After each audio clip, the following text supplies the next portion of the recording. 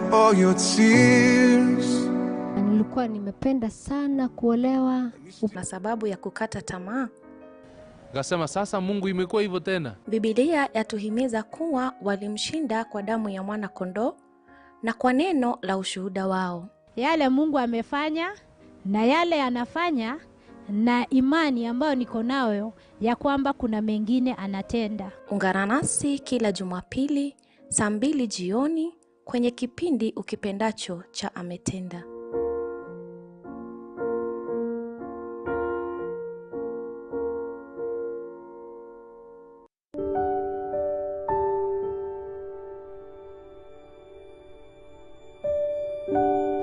Bwana asifiwe. Kwa majina naitwa Lydia Mureithi. Kiusanii naitwa Lydia Mureithi. Nimeokoka, nampenda Yesu kama mwokozi wa maisha yangu. Nashukuru Mungu kukuwa mahali hapa,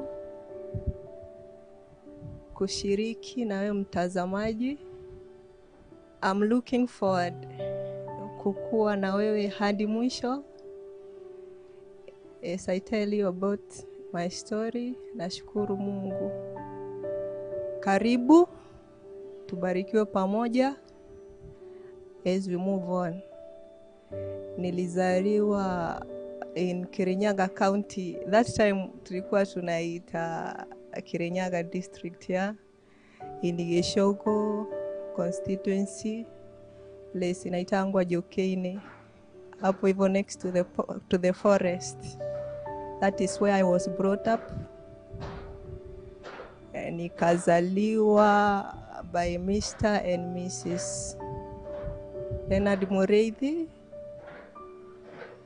and with my 2 sisters, mkubwa Helen, mdogo Faith, niko wakatikati.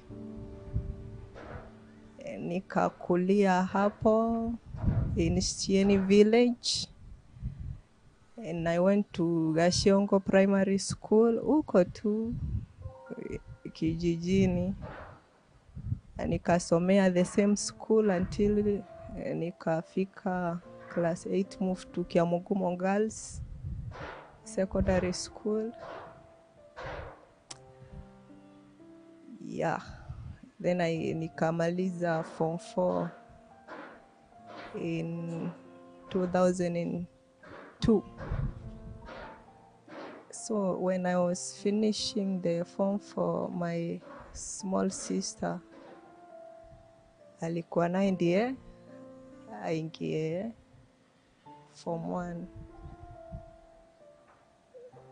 So in high school in Kiamugumo Girls, hapo ndio, that is where I got born again with our CU Christian Union.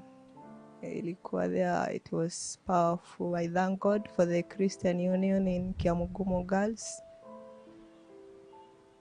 Hapo ndio niliokoka, nikakuja kujua Mungu. That is where I discovered my skills. Huko ndio niliudua. So my patron, Mr. Gatimu, he discovered my writing skills. Ndio hapo when I started to become the secretary of the CU, organizing secretary from Kiamugumo Girls. So it was not easy. Juu wakati nimemaliza shule, I had few arrears, big school balance like 30K. So singeendelea with my school dreams. I had to let my younger sister ndiye aendelee. So I had to think. So ingine bidigi utumia akili. So pale kuchuna kawa was not enough. Nilionelea it is better nitafute njia zingine. So by God's grace, one of my mother's friends, mamangu friend yake alikuwa na salon in Embu town. So I request niende nimsaidiange kuangalia mtoto, to make kama kuangalia nyumba yake. So that is how nilianza sasa life ya kujitafutia. Nilimove kwake nikakaa. I worked for her maybe for 2-3 months. Alikuwa ananilipa 800. So she promised atani fundisha salon, but it did not end through. Niliendelea tu kukua maid yake, nikaona no need, nafanyia 800 and maybe I could have earned better. Nilianza kuangalia now from the better sides, nikaanza kufikiria about Nairobi, katafuta magazeti, and I started to check in mahali kuna kuanga na to adverts. So from the newspapers ndio niliona kuna bureaus Nairobi, there are some people who can pay me better.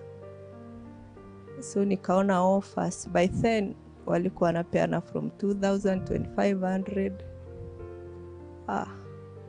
So by the end of the year, after working with her for some 3 months, vile nilienda now home for Christmas. Si mpaka uende for rikizo za Christmas, I decided not to work there anymore. And nikatrace the numbers za the bureaus. Though now the funny side of it, sikuambia mtu I'm planning to go to Nairobi, of which sikujua mtu huku in the city. Yeah. So niliamua tu mwenyewe. There was shida ya magari, ndio kulikuwa na the Mishoke rules zilikuwa zinaanza kukua implemented, kulikuwa na strikes za magari. I came to the city anyhow. Kuna mtu alinipatia ride, though I overpaid. Nikajipata in the city. The only person I knew was the bureau man and her small girl assistant. Ndio walikuja. They picked me from the tea room, the station hapo. And I started life from there. Sikupata kazi siku ya kwanza, ya pili. So tulikuwa, when the evening comes, tunaenda Gikomba, we pay for 20 shillings. Tunalala, then we wake up. Tunarudi kwa bureau until nikapata job. Mtu akaniandika. Then nikaka, when working with her, sasa ndio maybe 1 month, 2 months, I knew my parents were anxious. Si kuambia in one way I was going. So yao ilikuwa guesswork. Is she still alive? So that is how hata wao ilibidi wanunue simu jiri ya contacts. But niliandika barua. I wrote barua kwao. That is how now I restored back the communication. Nikawapea namba ya mtu alikuwa karibu hapo dukani. Then we communicated. I was restored back to my family. After some time, now I met a guy, just new kama in the city, and ujui watu, you are just here, hiyo ile ushamba tu. And that is how nilipata mimba, and I chose, ilibidi tu, yani I have to live with him. Nikawacha job, I started to live with him. That is how now we start, kaanza kuishi aza kama bibi na bwana. Maybe after 1 or 2 months akumjua, of which hata yeye, he was just living life yani with nothing. After some time then I gave birth to my firstborn, ile hustle. So what I started to do ni kutafuta vibarua, like kufulia watu manguo. They pay me. Sometimes huwezi rudisha life nyuma. If it is done, it is done. You live with the life the way it has come. So you have to think now, kama umejipata in a situation as me, life has to continue. Huwezi rudisha maisha nyuma. So you pambana with it the way it has imekuja. So I gave birth to the second born with the same life, yani. Nitatafuta kibarua. Of course, nilikuwa napata most of the times. I thank God. But I was still not comfortable na hiyo maisha of kupata ama ukose. I was not comfortable with that. So when a chance nilipatana na, she's still my friend, and alikuwa ana agent ya kupeleka wasichana nchi za nje. So after tukajuana for some time, then nikamwambia I'd also like to niende. She started to prepare for my documents. Nilipata nafasi Lebanon when I was still hapo hivyo. I was still with the baba ya watoto wangu. Nikaamua nitatoka. Now, of course, inakuanga exciting. You think when umepanda ndege, you think life is how, unaona kama mtu kwa Kenya, you don't have some funny expectations. You are thinking maisha nje ya Kenya is the way we live here. So when you land and you are miles away from your home, and you discover you are in another world. So nilijipata nimelad. Of course, umeshuka na Etihad, you think you live a luxurious life. So vile nilishuka in the airport, every other person, they clear. Watu wengine, the visitors, the locals, wakiclear. Watu wote wengine wenye wako under visa za nini, za domestic workers ama the maids, wanapeangwa visa za maids. All their passport zinachukuliwa na airport attendants. So that is how life changes from there. Juu hauna control tena over your life. You don't make decisions. You live the way your employer anataka. So kama mimi, I arrived kwa airport kitu saa 8 ya usiku, and until she comes, mostly inakuanga wanawake, they are the ones who own the maids. And she took my passport, she introduced herself, and that is how now life changes from there. Hapo hakuna atienda upumzike or have some rest, then we shall know tomorrow. Utafika tu. I reached to her home, nika change the clothes, kila kitu, hata nywele nilikuwa nimetengeneza vizuri. Niliambiwa hapo toanishe hizo nywele. And from there tukaanza kufanya kazi. So I had to catch up na life ya Uarabuni. And sometimes you think it is normal. Uarabuni si, it's not normal life. Ni kukimbia. Like you have to learn to walk chap chap. Kukimbia, kufanya kazi kama unakimbia, unakimbizwa, kuperfect. Like everything you have to perfect. I was a cleaner huko. Kila kitu, you make it sparkling clean. Now, of course, inakuanga ngumu for starting. You work, unaanza kufanya kazi when they want, you finish when they want.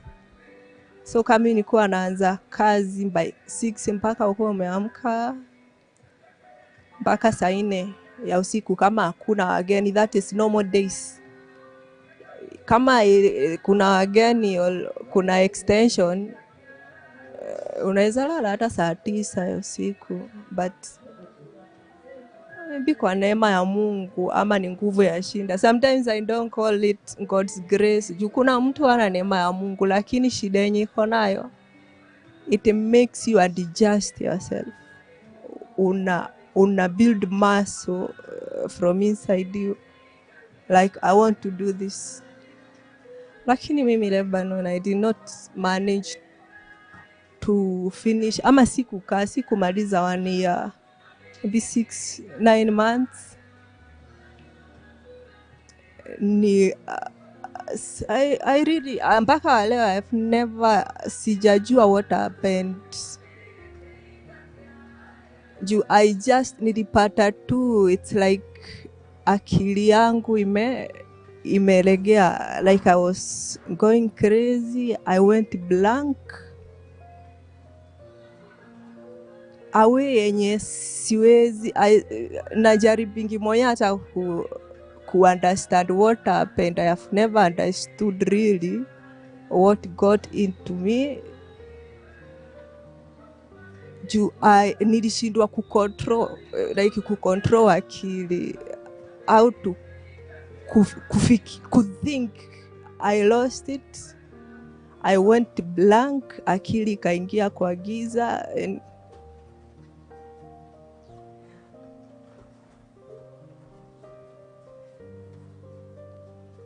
that is how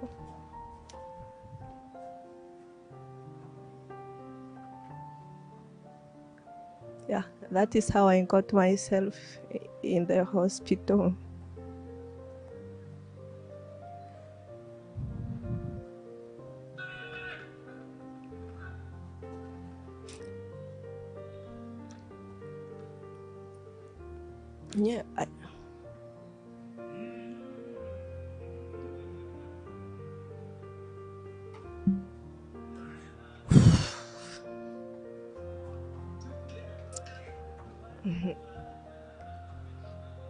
Yeah, I thank God that I can now talk about this.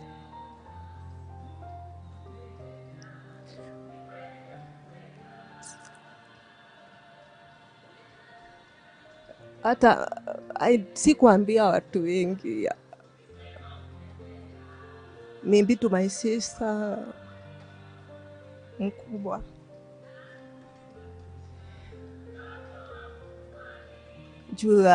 Sijawahi what really happened.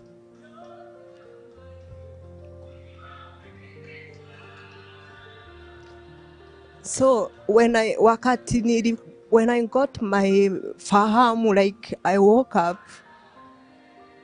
nilijikuta niko kwa usi, and walikuwa wamenifunga with pingu. Kulikuwa na polisi. Nakumbuka ni yeye aliniuliza what is your name, na watu walikuwa wamevaa white, the manguo za Kiarabu, hizi makanzu za Kiarabu. So when I said Lydia Mureithi, I discovered sinjisiki, I'm talking but I can't hear myself.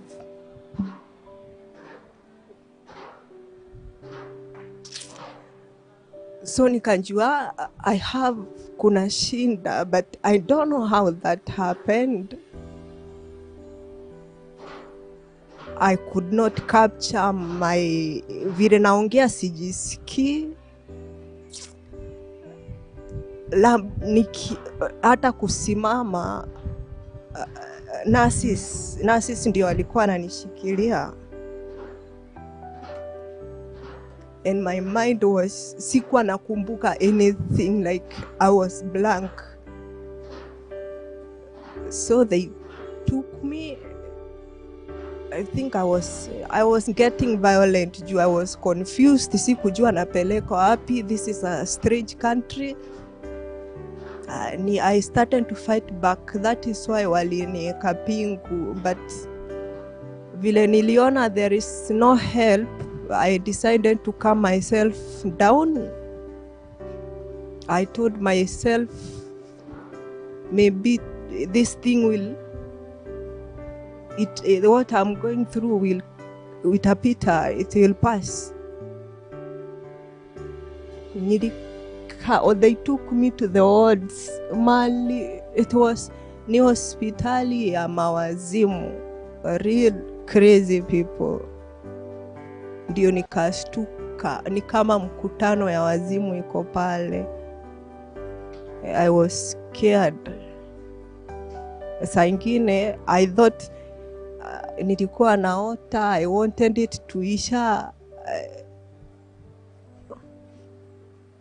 So ile kitu tu ningefanya is to wait. They put me in the bed, wakanifunganisha.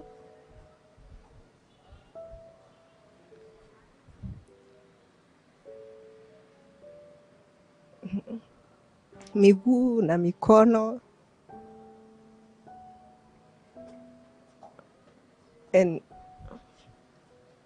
I had to calm myself down. Ndio niwa convince niko cool. Nikakaa tu hivyo. So vile waliona I'm not fighting, walinifungua baadaye. But the issue, I was completely unclear. Nilikuwa najaribu kuconcentrate, even to see. Hata kusoma a sentence I could not. Ama kuangalia mtu, sikuwa naelewa anything except myself. Nilikaa in that hospital. Hata sikujua ilikuwa hospitali. Ilikuwa inaitwa nini. I could not read anything. Everything was written in Arabic. Na kukuwa any African person. So sikujua hata nilikuwa wapi. If anything, hata singesoma anything. So nilikaa tu hoping this will come to an end. After maybe sikujua for how long. You see, I had no watch, I had no time, hata sikuwa na dates. Na si mimi nilikuwa na passport yangu. So nilikaa tu. So the doctor alikuwa, in the first 2 days, I could not construct anything kuongea na yeye. So alikuwa tu anakuja, ananiuliza majina, anarecord. Anything else, I could not remember. So after some time, manage, by God's grace, siwezi sema ni mimi. The way I was able to hold my mind, like kushikilia akili, so that naeza tembea, nimuonyeshe I can walk, nijifikishe Kenya. That was not me. Hiyo maybe, that was surely, it was a miracle, neema ya Mungu. After some time, I could now speak. And nakumbuka akiniambia, I like your English. So hapo I capture what is happening.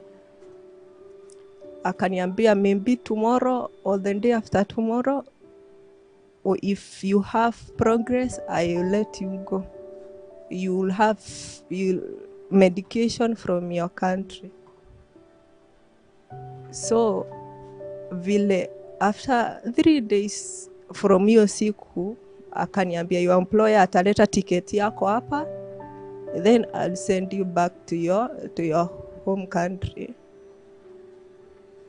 And that is how I managed to kutoka Lebanon kurudi Kenya. Now kukuja although I si kwenda hospitali any mental hospitals, because vile nilirudi Kenya I knew I was in good hands. I'll get out of this. Kukuja nilikuwa nimewacha watoto wangu,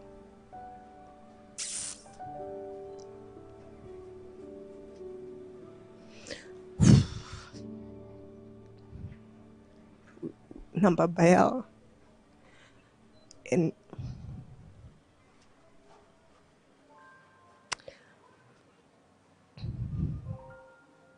you know, I had nothing kwa mfuko, sikuwa na do, because all the money I was sending here nilikuwa namtumia. I thought life will change. Kukuja nikapata watoto wenyewe hata walikuwa wamerarukiwa, yani real viraha. I felt yani roho imevunjika, but I was still alive. I encourage myself in the Lord. Nikasema even this one will pass, but hakuna kitu ningeshika hata kwa mkono. But I thank God. He's always gracious. Hakuna kitu inakuanga ngumu kwake. If I can talk, kama sahi, I can hold this mic niongee. Nothing is impossible with God. I thought I was in a nightmare. I didn't know how to stop it. But God, in his own miraculous and gracious ways, he restored back my mind. He restored back my understanding. Then hata ningepatiwa Biblia nisome even the simplest, like Psalms 23, the Lord is my shepherd, I could not hold it kwa roho, even in the mind. But kama huyu ni mimi, now I can hold talks and I can speak about this with God like nothing kwa Mungu haiwezekani. And if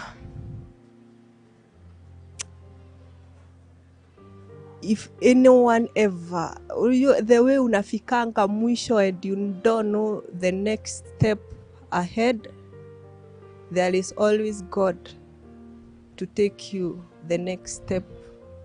We'll have a short break, then I'll come and tell you about the next step.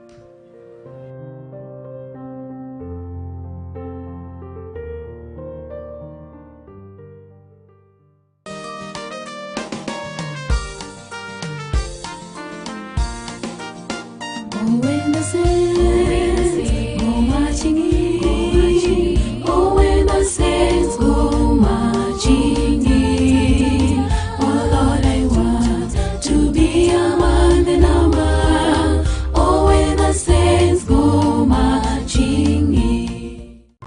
Welcome to the International Broadcast Ministry of Touching Lives with Dr. James Merritt. Here at Touching Lives, our mission is to touch the lives of the lost and enrich the faith of the found. When you take your worry and you turn your worry into worship, God can take your problems and turn them into peace.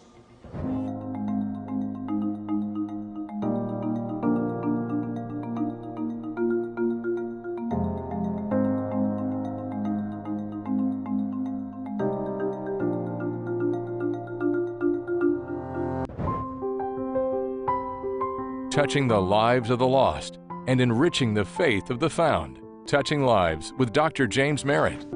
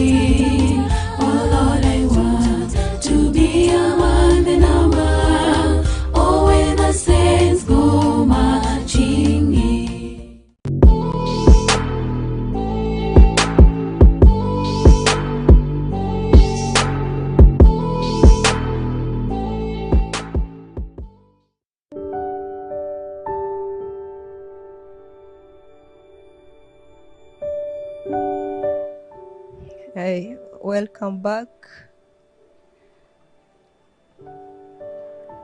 to our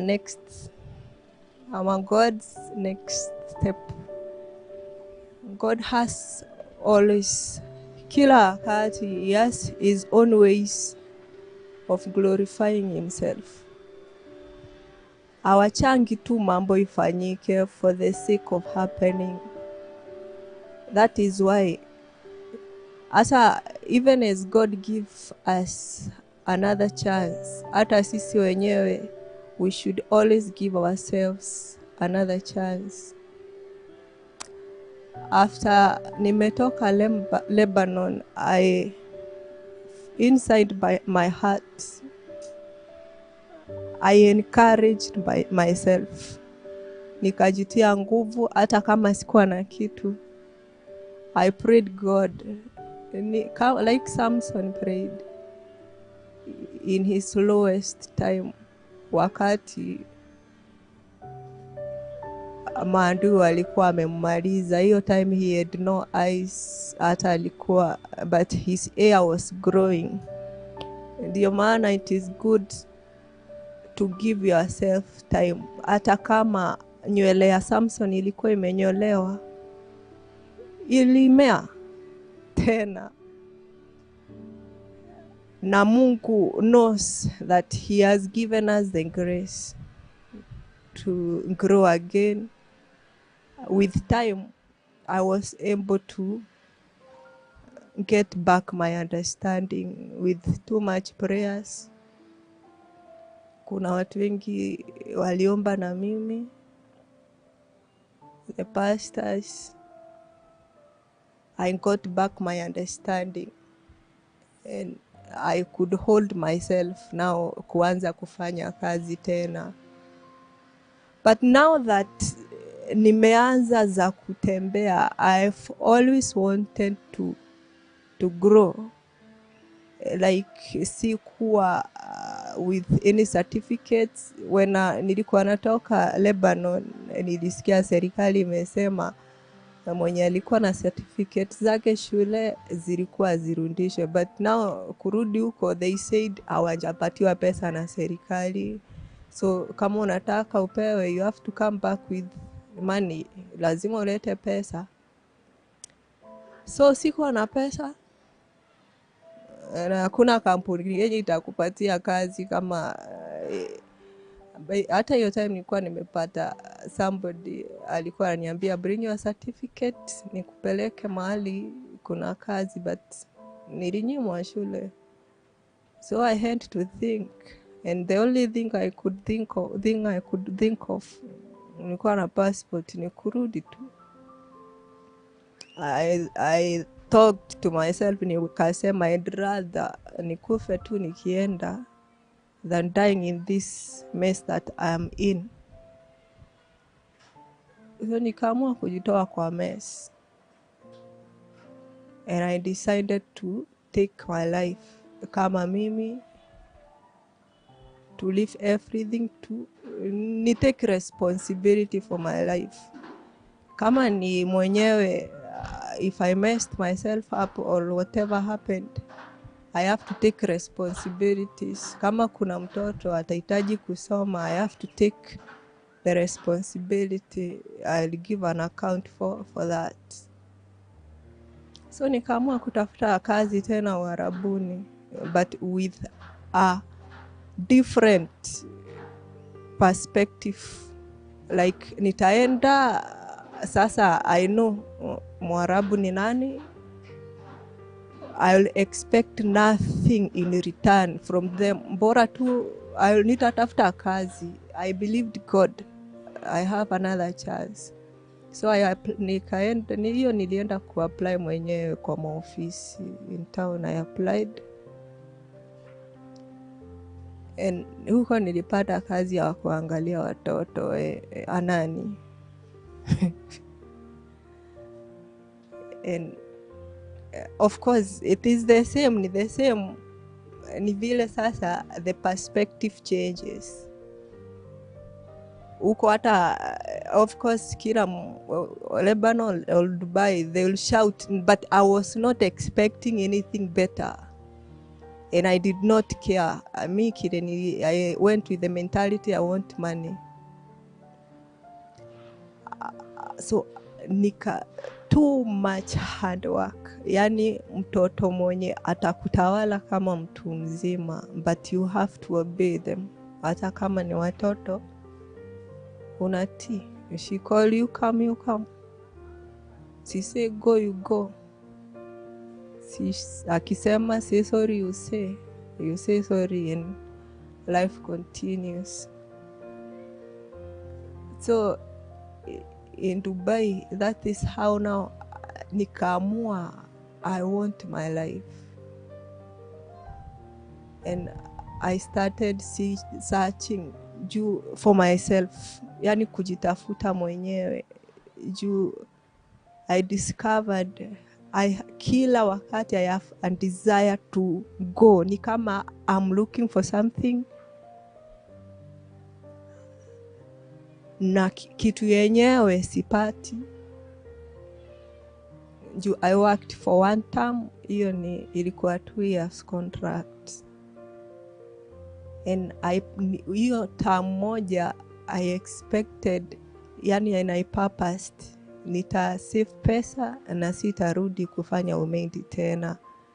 It was the hardest thing ever. As in, kama mimi nilizoea kukaa kwa Mwarabu. So I don't see sioni kitu ngumu. Yani unazoea maisha ngumu, you think it is normal life. So ukikuja Kenya, you feel abnormal because mwili yako imezoea kutumika. Hata kukaa chini unasikia ni kama unafanya mistake. Hiyo ndio shida ya kufanya kazi Uarabuni, mainly as a maid Uarabuni. Your system inazoea kutumika, you become, to be enslaved. That is the right word. Nikisema ni kazi, I'll be lying. So you are, shida, if I use us as an example, our poverty as kama Kenyans or Africans inafanya you are being taken advantage of. And you don't have an option. You adjust yourself in hard times. So that is how nilimanage kukaa Uarabuni. I decided kama ikikuwa ngumu, anakuwa ngumu. So I don't si interact. I don't interact with anyone. To go come, I go, I come. But still nilipata, because most of the money by now, hiyo time my son alikuwa anaingia, when I'm finishing the contract, alikuwa ndio aingie form 1. So nilikuwa ni mimi, I pay the school fees, I know how they live. Hata kama wanaishi na babayo, is my responsibility. And you don't know how to get yourself out of it. You are part of it. I decided, I will not blame anyone for my life. And if it was my mistake, it was my mistake. I take responsibility from there. So kwa ajili ya kuingiza form 1 and other requirements, si kumanage kutafuta kazi nyingine. I still went back to after consultations, nikaonelea the best option ni kurudi the same kwa employer wangu. But I knew, hata sasa najuanga, when I tell God something, when I call on him, he'll answer. But still nilikuwa nasikia, God, you have let me down. I prayed, you did not hear me. Kwani kuna watu wenye uomba unasikia, au mimi ndiye uomba vibaya? Or what did I do wrong? But still, if kama unasomanga Biblia, God talks to you back through the Bible. So the verse that all things happens for good, ilikuwa kila wakati tu naenda ni kama nataka kulaumu Mungu. It's like you enjoy when I suffer. Unaona? Yani nilikuwa na hiyo, siwezi ita bitterness, but if ningeambiwa tu Mungu akuje hapa, we sit one on one, nitamwambia seriously, I think you enjoy when I suffer. But I think it was God's own way of bringing me to myself. I think I was walking nilikuwa natembea kama mimi, and another part of me is outside of me. So God was trying to teach me that all things, hata yenye unaona is like I'm crushing you, I'm doing this for your good. Like the way the gold is passed through the fire, inakuanga refined, so that the end product of it can be valuable. So Apple, in my second term now, when I went back there, because of the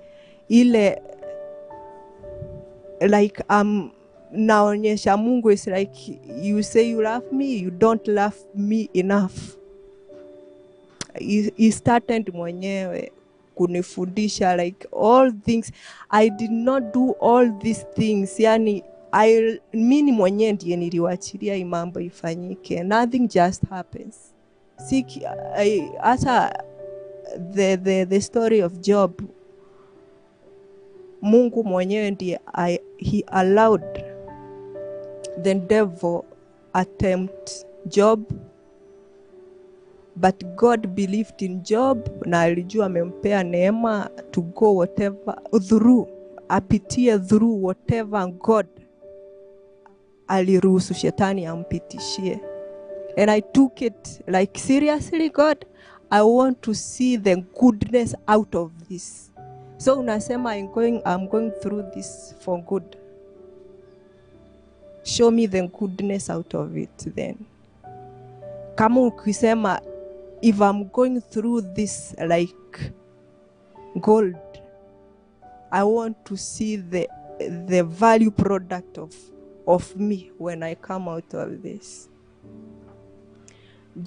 Before nilikuwa, after I finish work, when I'm not thinking about work, nitaka nifikirie the pain, how will I get myself out of this? Mostly tutatukanwa. Hata mtoto amezaliwa ukiwa hapo, utamlea kwa miaka 2, after amediscover wewe you are not part of them. When atakuita majina, she will call you, come, then you come, anakuambia kwa nini nakuita ukuji. We usikini kikuita katoto miaka 2. So I was like, na huyu mtoto wako right. Why can't I be something better than this? Sikuitwa tu takataka ama umbwa ama jini ama whatever. Sitaki kuegemea sana kwa maneno mabaya, because I told my heart, don't take anything that comes utaambiwa maneno inakuchafua roho. Some things you can't handle, na ukichukua you will cry. Nikauliza Mungu, hii ndio sasa sababu ulifanya nikuwe kwa dunia? But God in his own ways, because niliona my takataka side of my life. Yani nikaanza kuuliza Mungu, how do I become something important? Kama Yesu, if you live in me, you are God. How comes asikai ni kama mtu wako na Mungu? Even them that we say hawana Mungu, they live better. So I went to look for value. Kwanza nilienda kwa YouTube.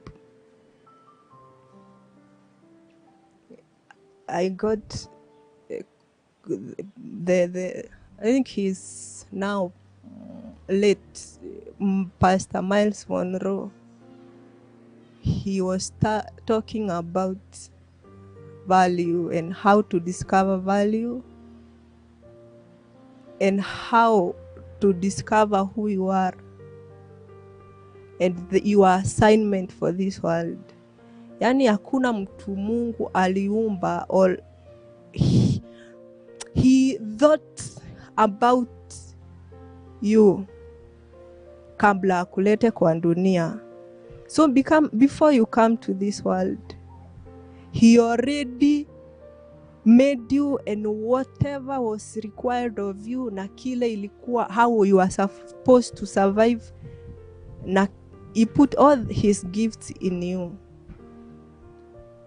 Now that is how nilikuja kudiscover. So there is something I can do about my life. I can get myself out of this. And I start looking for what is valuable in me. Mara mingi I thought, kama nikitoka in the environment that I am in, like wakati nilikuwa Ushago, I thought if I got myself out of the village, nikafika Embu first, I thought now I'll get what I want. After nikiwa Embu, nikaona this is not enough, I need more. So nikaanza safari nyingine, nikakuja Nairobi. Still, the environment that I was in, nikakuwa made huyo mama. I thought maybe if I got a man, I'll have what I want. But still, after nimempata, I got myself in a worse mess than I would have been alone. After hapo,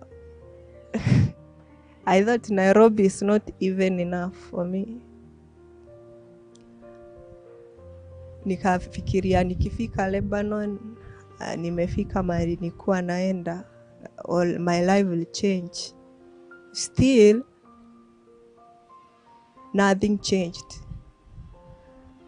Even in Dubai was more of a hard search. Like I was feeling void. Isi maisha mimi nataka. Then I started kujiuliza, what do I want? Yani, Dubai still, you are searching for a better place than where you are. It's like searching will never end until the end of life. Ama nitakuwa mtu like Kain. Anaona mtu wa kuzururanga.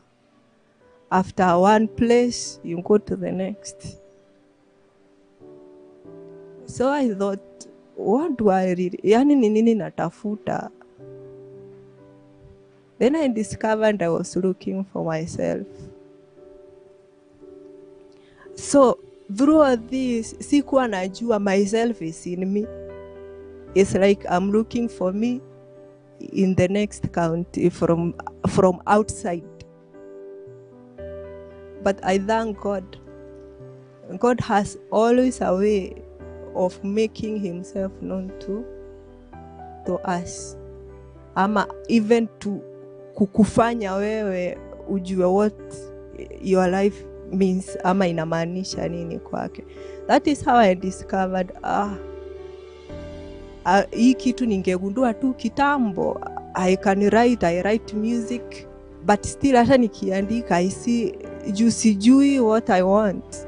Sikuwa najua that is what now I'm looking for purpose, but the purpose is in me. I was stuck inside of me bila kujua. And I made up my mind, nikaamua as from today, hata kama niko stuck hapa hivyo, I will not listen to any other person. I will listen to me.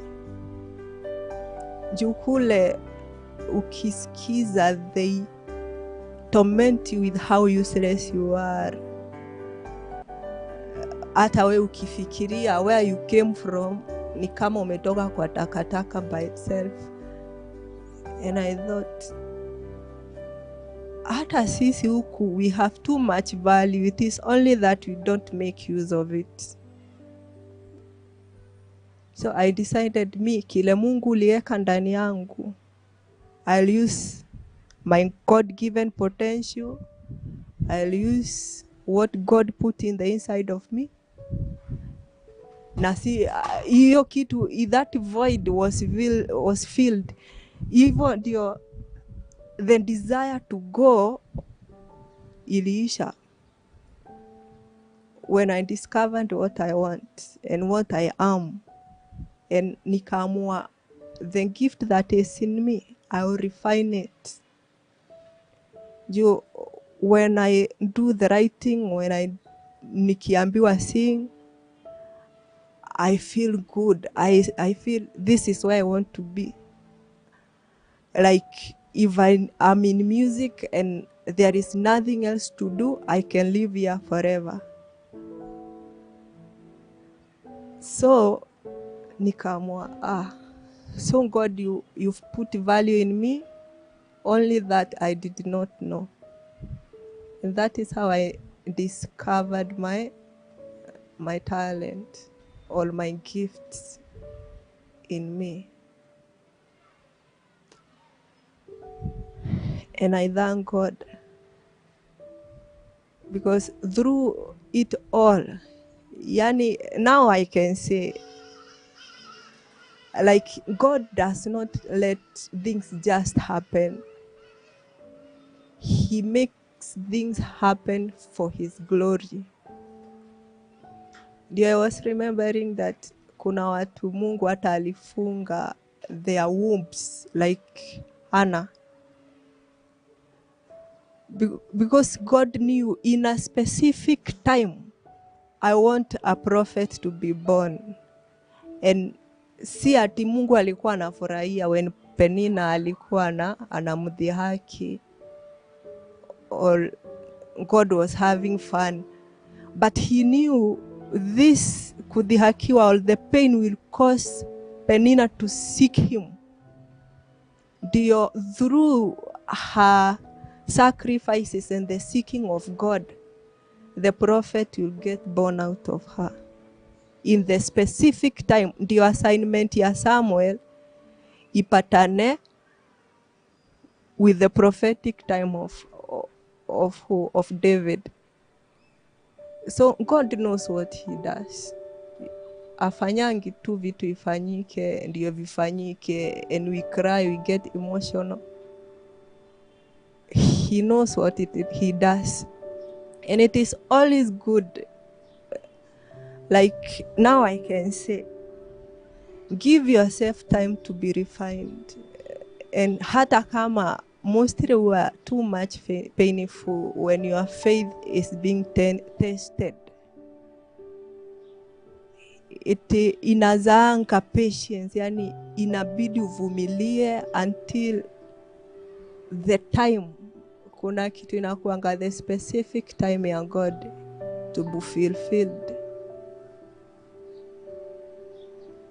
So out of it all, I can say patience brings out the best out of somebody.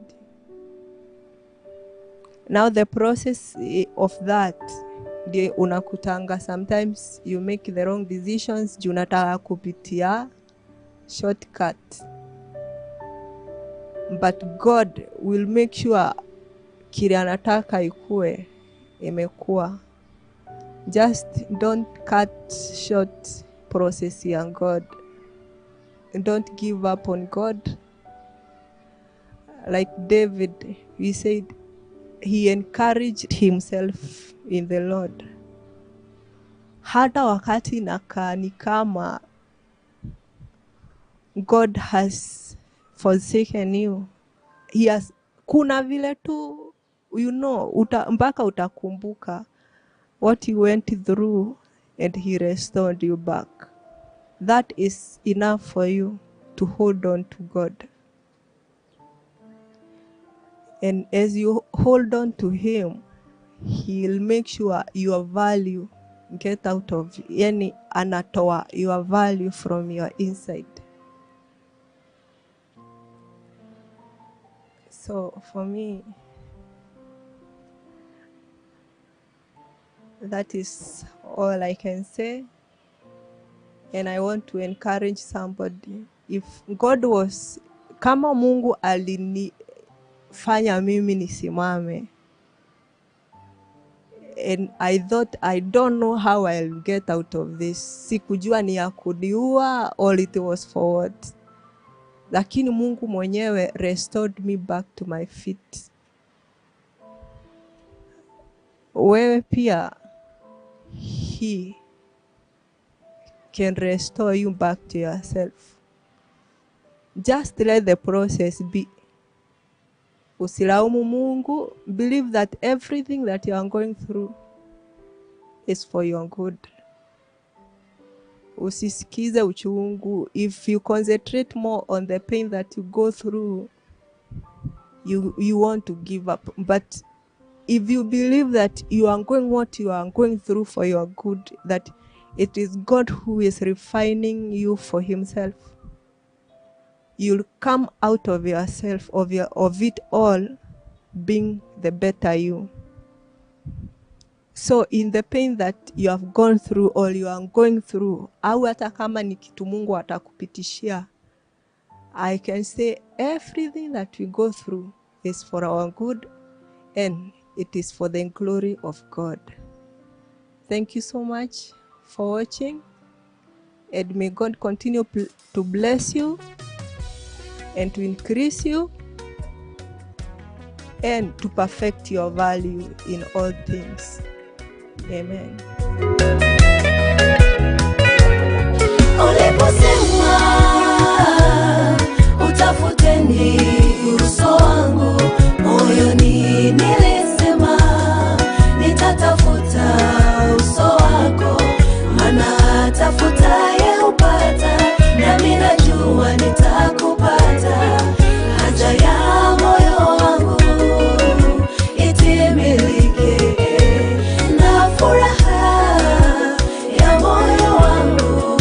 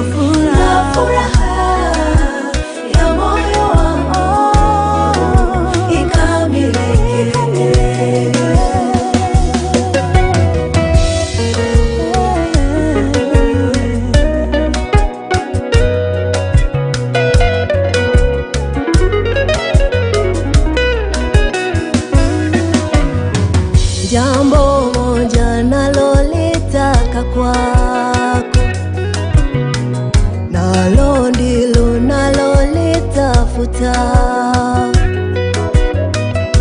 nikae nyumbani mwako, niuone uzuri wako, tafakari hekaluni mwako siku zangu zote. Uliposema